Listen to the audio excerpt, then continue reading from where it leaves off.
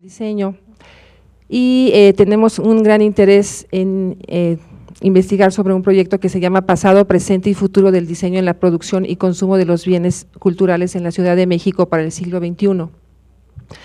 Les platico de manera general cuáles son estos objetivos. Particularmente nos interesa identificar cuáles son los bienes culturales que pertenecen o que se han generado en nuestro país, en los cuales incide o ha incidido el diseño, para que a partir de este análisis, del análisis de su proceso de evolución, desde el pasado hacia el presente podamos anticipar hacia posibles impactos del diseño, digamos, en la sociedad mexicana. Sí, el diseño sobre los bienes culturales. Y por otro lado nos interesa también reconocer el papel del diseño en la producción y consumo de los bienes culturales en y de la Ciudad de México. En lo particular, mi proyecto, que se llama La religiosidad mexicana y la transmutación de sus imágenes a partir del diseño, tiene la intención de describir cuáles han sido los posibles agentes que a través de la historia de México hayan condicionado la producción y el consumo de imágenes religiosas de uso popular, y cómo es que estas imágenes han ido modificándose en su valor para convertirse lo mismo en objetos de uso cotidiano, lo mismo en imágenes que puedan ser intercambiadas, o sea, en mercancías, y también de manera particular cuál ha sido su papel trascendental, o sea, cómo se han reelaborado a partir de su significado.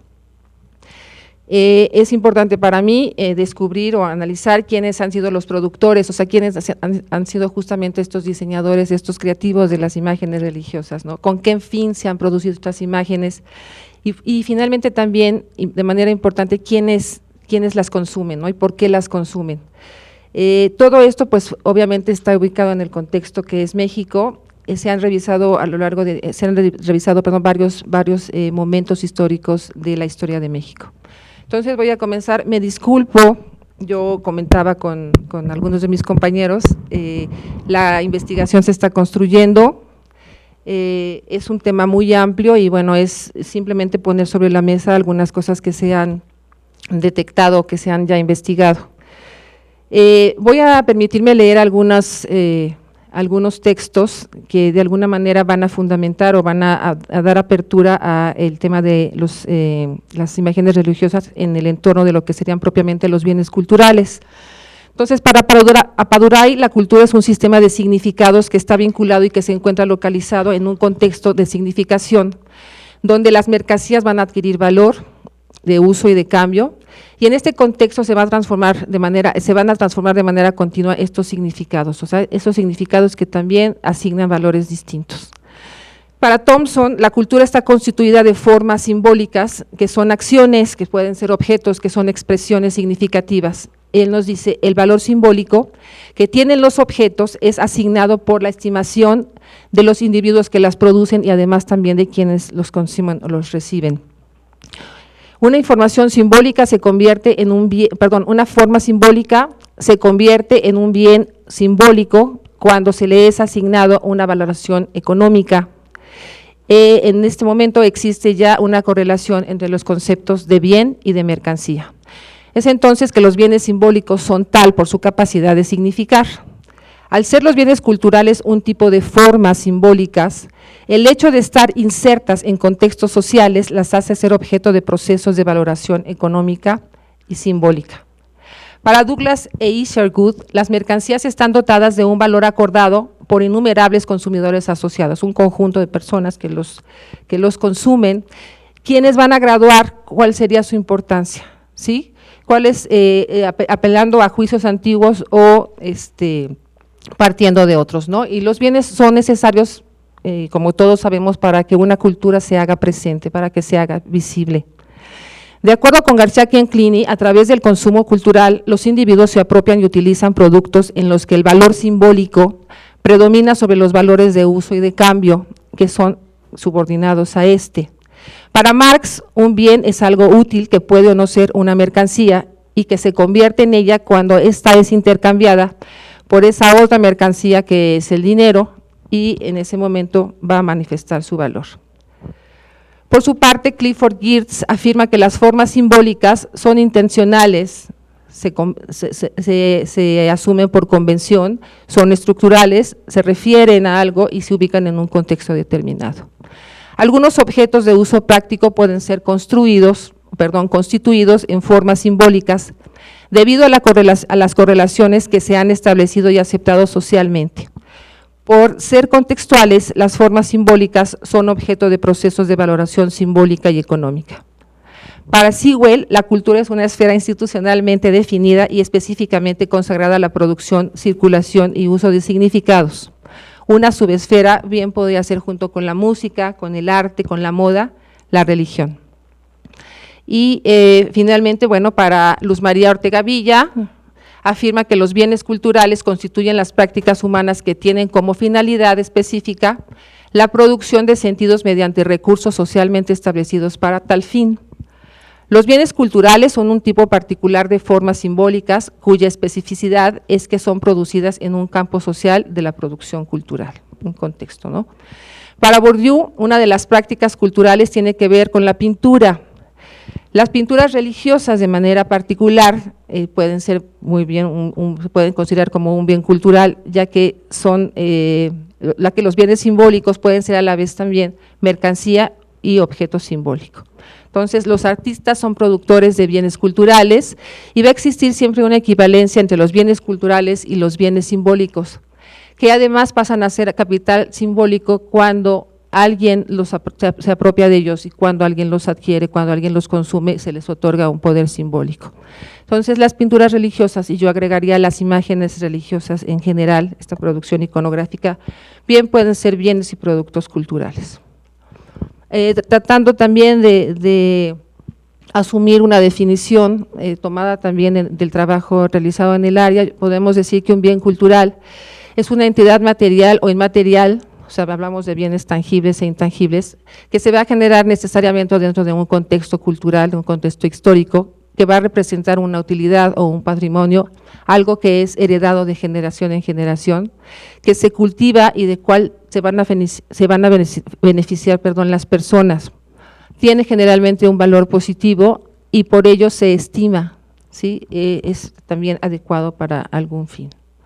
Entonces, perdón que esté leyendo, les decía, mi investigación está en construcción y bueno, voy a continuar propiamente con ubicar lo que sería particularmente la religión. La religión se considera como una práctica humana que va a comprender tanto creencias como normas y costumbres, que tienen que ver con la existencia, que tienen que ver con aspectos morales, que tienen que ver con la divinidad. Y además va a estar constituido por un complejo sistema de símbolos. Podemos decir, y estamos ciertos, que las religiones forman parte integral de lo que son las tradiciones culturales de una sociedad o de una civilización. Y este fenómeno que es antropológico va a incluir tanto instituciones como tradiciones, prácticas patrimoniales, protocolos, documentación escrita y particularmente, que es lo que interesa a esta investigación, una vasta producción de imágenes. Entonces, en nuestro país la producción de imágenes religiosas se ha ido transformando de manera constante, de manera continua, en una incesante metamorfosis, a partir de sus particulares procesos de cambio. A pesar del dominio occidental que se vivió en nuestro país durante la época de la conquista y de la colonia, y a pesar de que se pretendió extirpar todo esto, o todo aquello que sonara a idolatría, aún podemos encontrar sus símbolos y sus significados que ya se han sincretizado. La flexibilidad de las imágenes a partir de su transmutación, o sea, les ha permitido sobrevivir y también conservar algunos de sus contenidos tradicionales que van a permitir generar a partir de este pasado significados y funciones nuevas. Asimismo, esta pluralidad que tienen las imágenes, en la que se han integrado diferentes grupos sociales, las imágenes religiosas han debido responder a través de los variados y fascinantes disfraces que han adoptado las divinidades. ¿Sí? Cómo es que estas imágenes van cambiando como podemos retomar de los textos leídos, o sea, cómo van a ir cambiando en su significado, en su uso, cómo pueden ser utilizadas como mercancías. Entonces, es un tema muy, muy interesante y, bueno, se van a tocar de manera muy, pues no tanto superficialmente, pero no a profundidad, ¿no? En las manifestaciones sincréticas, los antiguos significados que tienen que ver con la religiosidad y el misticismo no van a desaparecer, sino que van a subsistir simbólicamente. Se van a acumular todas estas viejas imágenes, que se reelaboran como formas de conciencia social al lado de elementos más recientes y de nuevas soluciones simbólicas. Este trabajo pretende observar su proceso de cambio, considerando los grupos sociales que las configuran y las visiones del mundo en que se sustenta su uso y explotación. Bueno, basado particularmente en el libro de La guerra de las imágenes de Sergei Gruzinski, podemos decir que en el siglo XVI se va a plagar lo que sería la Nueva España o el Nuevo Mundo, de imágenes de todo tipo. O sea, la imagen va a ejercer un poderosísimo papel, un papel que va a ser determinante para la generación de referentes en este proceso de aculturación y en este proceso que va a permitir o que le va a conceder a la Iglesia el poder.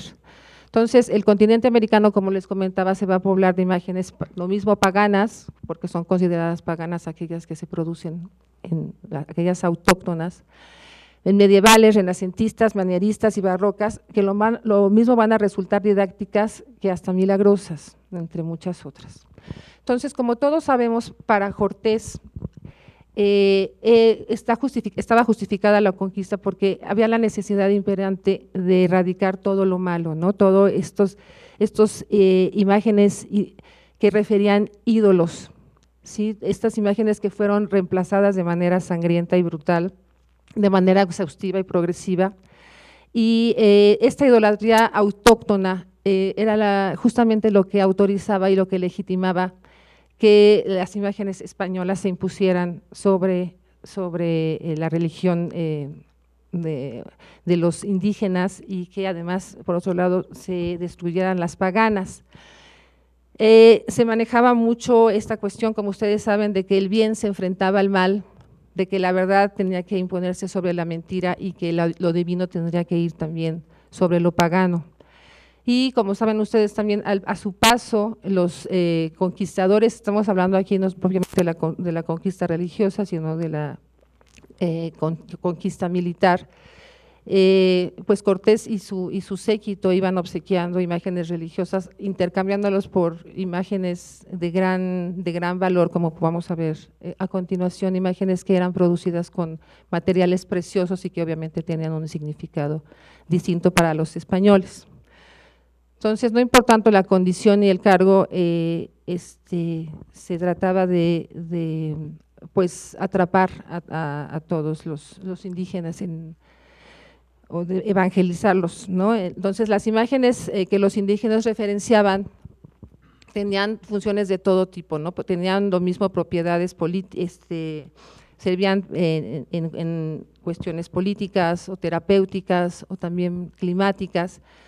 Y sin embargo, los españoles van a tomar toda aquella producción de imágenes indígenas como exóticas, van a reemplazar su identidad, van a extrapolar sus significados y las van a llevar al exceso, las van a estigmatizar como productoras de efectos negativos, de aquello que tiene que ver con lo infernal, con lo diabólico y lo monstruoso, y simplemente lo catalogan como ídolos.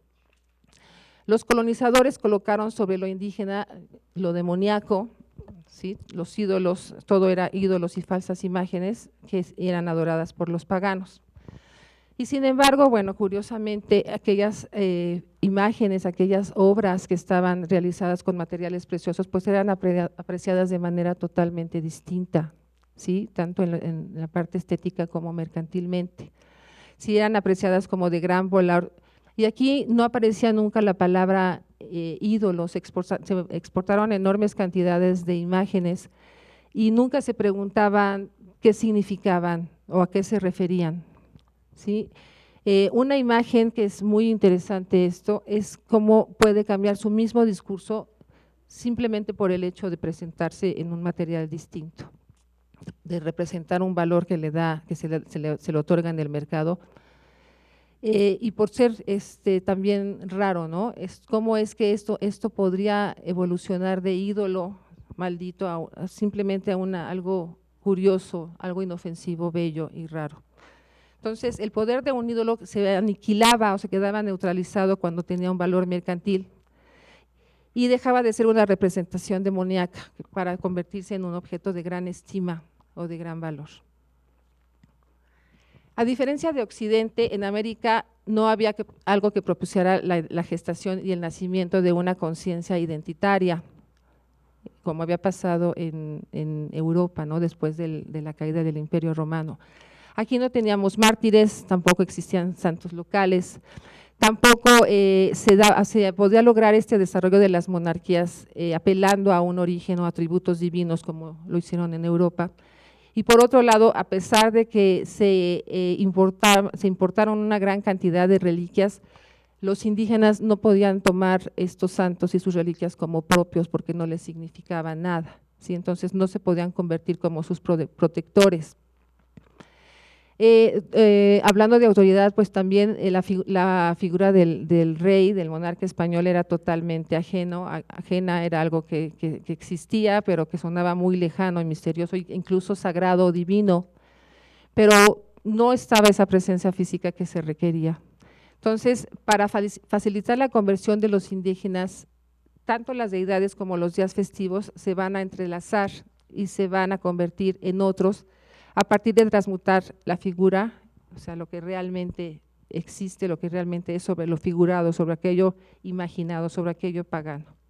Y así es como los evangelizadores, ya estamos hablando ya de la conquista religiosa, echaron mano de lo que son las asimilaciones, o sea, van a hacer este sincretismo, esta combinación entre las divinidades prehispánicas y cristianas, a partir tanto de semejanzas, como vamos a ver ahorita algunos ejemplos, a partir de oposiciones, a partir de algo que de pronto también se pudiera complementar, como una deidad indígena con un santo pudiera encontrar coincidencias para complementarse, o cómo se correspondían. Y esto podría ser a partir de su apariencia física, digamos, de su forma, de su figura, a partir también de su simbología y a partir, por supuesto, de su función. Tengo aquí ¿se alcanzan a ver la tipografía? Algunos ejemplos, por ejemplo, aquí sí me voy a poner mis lentes, aquí están. Bueno, Xiuhcoatl era un dios que estaba relacionado con Huitzilopochtli, significaba que disipa las tinieblas con su resplandor. Él fue asociado por su naturaleza con el arcángel San Miguel, que era el portador de una espada flamígera. Ahorita vamos a ver imágenes. Tzolk'in, que era considerado como una deidad mediocre, cazadora y recolectora de pelo rizado, se asoció con San Francisco, que también tenía el pelo rizado y que también era reconocido por su pobreza. Lugares también, por ejemplo, el pueblo de Oxihuacán, que significa lugar del sol joven, recibió el patronato, o sea, recibió como patrono a San Juan, porque era un joven virgen y porque tanto en su actividad, en su apariencia como bautista su actividad como bautista o evangelista. Xipe-Totec, que era representando con la piel ensangrentada de una persona sacrificada, fue tomado como santo, fue asociado con San Bartolomé o con San Bartolomé. Y el lugar, el lugar donde estaba, digamos, donde se le hacía tributo o donde se cultivaba o se le hacía culto a esta deidad, adoptó el nombre de San Bartolomé Tepatitlán, estos nombres que son pues actualmente muy, muy conocidos, ¿no? Que vamos a algún lugar al exterior de la ciudad y encontramos siempre este sincretismo también, o esta mezcla entre un nombre en castellano y otro en náhuatl. Y bueno, lo asociaban con San Bartolomé, que era un personaje, un santo que estaba ensangrentado y que había sido disparado por una saeta y cosas de estas, ¿no? Entonces, El pueblo de Citlala, que significa estrella, ahí se fundó una congregación y su patrono fue San Nicolás Tolentino, que también fue patrono de la estrella, porque este personaje era representado con un hábito sembrado de estrellas. Tezcatlipoca fue asimilado como San Juan, Huitzilopochtli o Huehueteotl, que era el dios viejo, como Simeón o San José, o sea, representados como ancianos. Huitzilopochtli o Tezcatlipoca, que también siempre se les dotaba de un carácter belicoso, van a ser asumidos como el arcángel San Miguel o también como el apóstol Santiago. Y bueno, las diosas prehispánicas, todo tipo de diosas prehispánicas que estaban particularmente relacionadas con la tierra y con la vegetación, pues van a adoptar múltiples advocaciones marianas. O sea, nosotros sabemos que esta producción de diferentes epifanías, de diferentes tipos de imágenes relacionados con la Virgen María que van a ser adoptados en ciertas regiones o en ciertos poblados, pues daba muchísimo para poderlas asimilar con las diosas prehispánicas. La fiesta en honor a Huitzilopochtli se llegó a los excesos, o sea, de tratar de que coincidiera, por ejemplo, ya con lo que sería propiamente la Pascua Florida, y la fiesta llamada Atemotzli se hizo coincidir propiamente con la Navidad. Entonces, estas son unas de las estrategias que utilizaron los evangelizadores para ir logrando la conquista espiritual de los indígenas. Algunos ejemplos, quiero comentarles que no es fácil encontrar muchos ejemplos, pues porque también la producción de imágenes data de esas épocas, entonces, pero bueno, Huitzilopochtli, Tezcatlipoca, pues aquí pudiéramos observar un poco en relación a su morfología, a sus características físicas, y por qué no también, por supuesto, a sus significados, cómo eran asimilados, ¿no? Xipetotec, que era el dios que representaba a los sacrificados, aquellas personas que eran desolladas. Esto es un personaje que supuestamente está portando la piel de un desollado, igual que las narigueras y una serie de elementos que están relacionados con el sacrificio y con la muerte. Y bueno, San Bartolomé, que un poco, pues la imagen es bastante elocuente, ¿no? O sea, que daba mucho la posibilidad para asociarlo con esta deidad. Huehueteotl como el dios viejo, que también podía relacionarse o podía asimilarse como San José o San Bernabé. Y esas son imágenes. Y bueno, nosotros también sabemos que no hubo, o sea, los evangelizadores se daban cuenta perfectamente de que no había posibilidad alguna de erradicar la idolatría, ¿sí? Y había una enorme necesidad de establecer estas fuentes de comunicación, estos puentes simbólicos entre ambas culturas. Entonces los franciscanos, de manera un poco más amable, menos… como menos franca, digamos, ellos insinuaban, ellos acercaban la posibilidad, ellos permitieron muchas cosas, pero no tan francamente como los jesuitas, ¿no? Los agustinos y los jesuitas van a adoptar y van a integrar todo tipo de representaciones de motivos, o sea, todos los motivos prehispánicos, que aún a sabiendas de que tenían fuertes implicaciones idolátricas, las van a asimilar y las van a ubicar, las van a utilizar en la ornamentación de construcciones y espacios religiosos. Esto va a ser un factor decisivo para que se puedan desarrollar estos mecanismos de tipo sincrético. Sí, algunos ejemplos que el doctor Revueltas podrá comentar al rato, que bien conoce. Y bueno, continuando con esto, la población novohispana pues estaba deseosa de que se le reconociera, ¿no? Había esta disyuntiva de que, sobre todo particularmente en los criollos, ¿no? En los mestizos, esta búsqueda y esta necesidad de que se les reconociera como una sociedad, y justamente a través de los evangelizadores van a recibir estos cimientos. Ellos van a proveer justamente lo que es una identidad directamente de la cultura autóctona. ¿De veras? Híjole.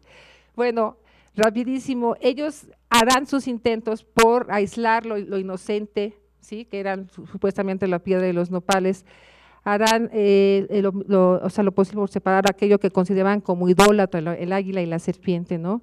Sin embargo, los jesuitas van a admitir esta estampa, o sea, la estampa águila nopal, a sabiendas de que el tunal es asimilado o era asimilado por los indígenas como el árbol de los sacrificios y que las tunas que lo cubrían eran justamente los corazones de los sacrificados. Y esto se va a llevar al exceso de equiparar, por ejemplo, el tunal con la corona de Jesucristo, ¿no?